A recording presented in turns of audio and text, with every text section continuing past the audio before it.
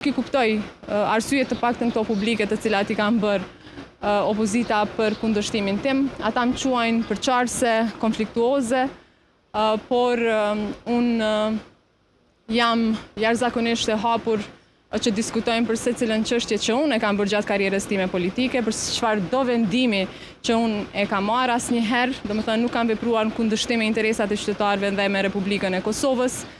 Për dallim që shumë prej deputetëve të opozitës në të kaluarën kanë votuar kundër interesave të Republikës së Kosovës.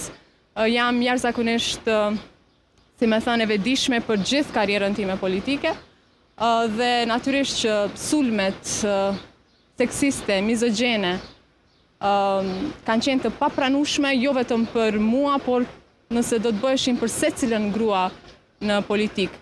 Shqetësimi im në këtë drejtim është që këto sulme, të cilat janë seksiste, të cilat janë mizogjene, të cilat pyejnë gratë, mendoj që i dekurajojnë gratë tjera që të marrin pjesë apo të jenë pjesë aktive e politikës.